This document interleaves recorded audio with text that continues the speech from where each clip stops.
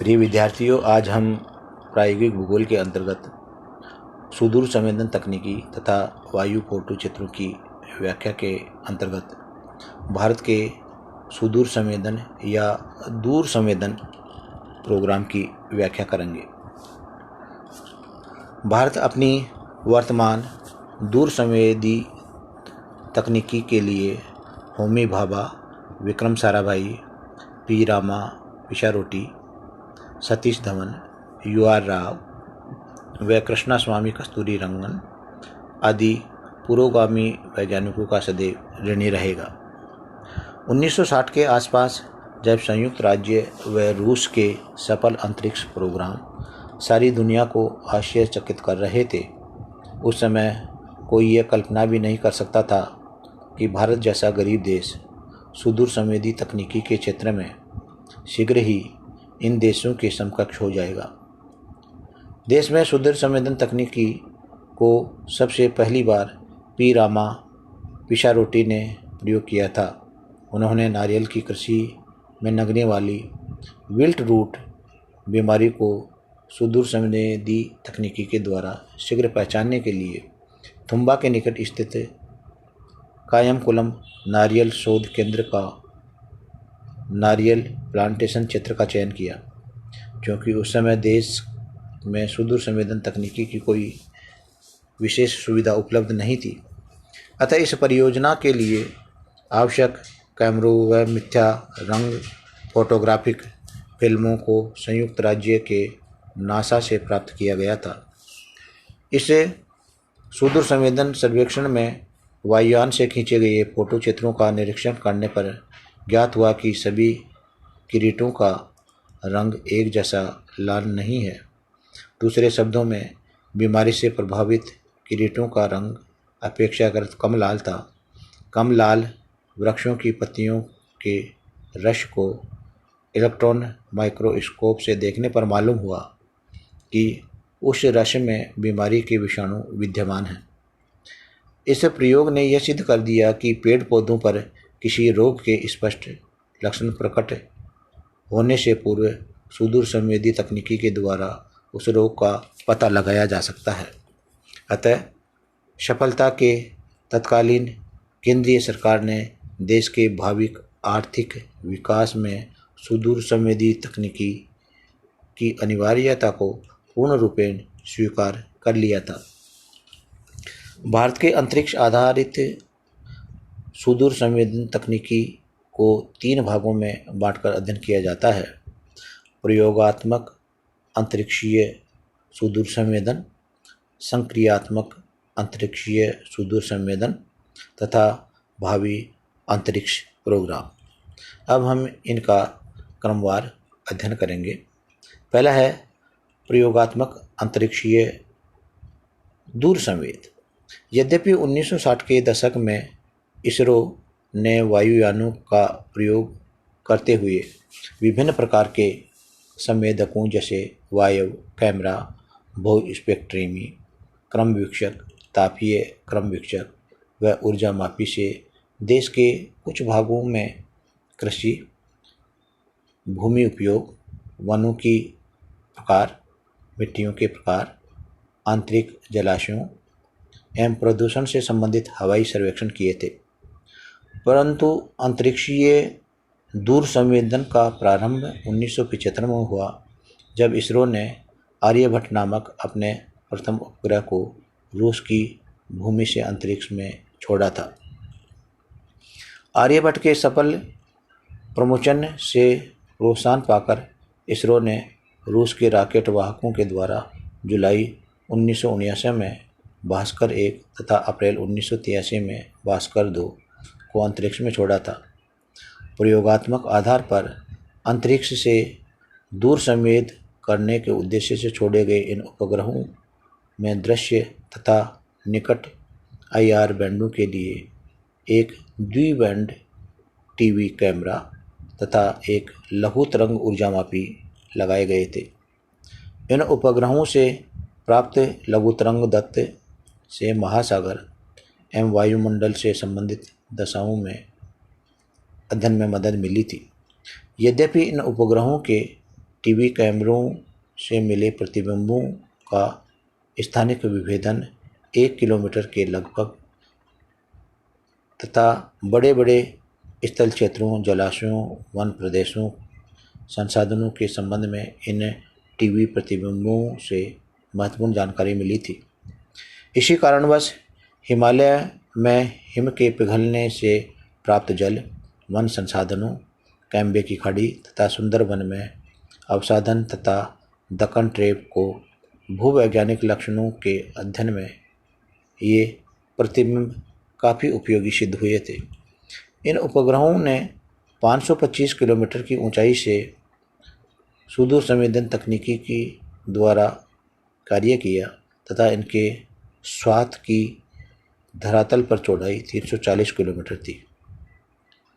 मई 1981 तथा उसके कुछ समय पश्चात इसरो ने रोहिणी श्रृंखला के RS-D1 तथा RS-D2 को धरातल से 4000 किलोमीटर ऊंची कक्षा में स्थापित किया। इन प्रयोगात्मक उपग्रहों को श्रीहरिकोटा रेंज से SLV-3 रॉकेट के द्वारा अंतरिक्ष में भेजा गया। वस्तुतः रोहिणी श्रृंखला के उपग्रह प्रत्येक दृष्टि से स्वदेशी थे, क्योंकि उनकी कल्पना, डिजाइन व प्रमोशन का कार्य भारतीय वैज्ञानिकों ने देश की सीमाओं के भीतर ही किया था। इन उपग्रहों को छोड़ने का मूल उद्देश्य भावी उपग्रहों के संवेदक प्लेडों तथा उपग्रह प्रमोशन वाहन की जांच करना था। 19 जुलाई 1981 में भारत ने एप्पल नामक प्रथम भूतुल्यकालिक उपग्रह को एरियाना लॉन्च व्हीकल के द्वारा फ्रेंच गायना के कोरू प्रमोशन रेंज से अंतरिक्ष में स्थापित किया था। इस प्रयोगात्मक उपग्रह के द्वारा कई क्षेत्रों में टेलीविज़न प्रोग्रामों का सीधा प्रसारण करके दूरसंचार के क्षेत्र में कृत्रिम उपग्रहों की संभावित जांच की उपयोगिता कायम की गई थी। दूसरा है संक्रियात्मक अंतरिक्ष दूर संवेद। इसके अंतर्गत परीक्षणों से देश के भिन्न भिन्न उद्देश्यों से छोड़े जाने वाले भावी संक्रियात्मक उपग्रहों के लिए एक मजबूत तकनीकी का आधार प्रदान करना था। अतः इसरो ने भूतुल्यकालिक एवं सूर्य तुल्यकालिक दोनों कक्षाओं के अंतर्गत संक्रियात्मक दूर संवेदन उपग्रह स्थापित किए। भूतुल्यकालिक संक्रियात्मक उपग्रह श्रृंखला में प्रथम उपग्रह इनसैट 1A, जिसका डिजाइन व रचना संयुक्त राज्य के Ford aerospace and communication corporation संस्थान ने की थी। इस उपग्रह को नासा ने डेल्टा रॉकेट के द्वारा संयुक्त राज्य के केप कैनवेरियन स्थान से 10 अप्रैल 1982 में उसकी पूर्व निर्धारित भूतुल्यकालिक कक्षा में स्थापित किया था। प्रमोशन के समय इसके कार्यकाल की अवधि 7 वर्ष आंकी गई थी, परंतु प्रमोशन के 147 दिन बाद इस उपग्रह ने कार्य करना बंद कर दिया। इस श्रृंखला के अगले उपग्रह इनसैट 1B का डिजाइन, निर्माण, प्रमोशन भी संयुक्त राज्य के इसी संस्थान ने किया था। 82 डिग्री पूर्व देशांतर पर स्थित इस भूतुल्यकालिक उपग्रह को छोड़ने का मूल उद्देश्य दूरसंचार के क्षेत्र में प्रगति तथा मौसम संबंधी दशाओं को नियमित रूप से जानकारी प्राप्त करना था। आज इस उपग्रह से देश के लगभग 220 टेलीविज़न रिले केंद्र, मौसम विभाग के 75 से अधिक दत्त प्राप्ति केंद्र, दूरसंचार विभाग के लंबी दूरी वाले 8000 से अधिक टेलीफोन सर्किट। इनसैट 1C को यूरोपियन स्पेस एजेंसी ने फ्रेंच गायना के कोरू प्रमोशन रेंज से 1988 में छोड़ा था तथा इसके पश्चात इसके अंतिम उपग्रह इनसैट 1D को छोड़ा गया था। इनसैट 2 श्रृंखला के अंतर्गत उपग्रह अर्थात इनसैट 2E को शनिवार 3 अप्रैल 1999 को फ्रेंच गायना के कोरू प्रमोशन रेंज से एरियाने लॉन्च विकील के द्वारा अंतरिक्ष में छोड़ा गया था। 220 करोड़ रुपए की लागत से निर्मित 2550 किलोग्राम भार वाले इस अति आधुनिक बहुउद्देशीय भूतुल्यकालिक उपग्रह की मिशन अवधि 12 वर्ष आंकी गई थी। 83 डिग्री पूर्वी देशांतर पर स्थित यह उपग्रह ऑस्ट्रेलिया व न्यूजीलैंड से पश्चिमी यूरोप तक विस्तृत विशाल भूभाग को कवर करता था। अतः इस उपग्रह से दूरदर्शन व दूरसंचार के क्षेत्र में बहुत प्रगति हुई। 1988 से 26 मई 1999 की अवधि में इसरो ने अपने 7 उपग्रह करीब करीबी ध्रुवीय एवं वृत्ताकार सूर्य तुल्यकालिक कक्षाओं में स्थापित किए। इनमें से 4 उपग्रह IRS-1 श्रृंखला के तथा शेष उपग्रह IRS-P श्रृंखला के हैं। पृथ्वी के पर्यावरण के संबंध में नियमित रूप से सूचनाएं प्राप्त करने के उद्देश्य से इसरो ने 1994 में सूर्य तुल्यकालिक उपग्रहों की एक नवीन श्रृंखला IRS-P प्रारंभ की थी। 26 मई 1999 तक इस श्रृंखला के 3 उपग्रह अर्थात IRS-P2, IRS-P3, IRS-P4 अंतरिक्ष में छोड़े जा चुके हैं।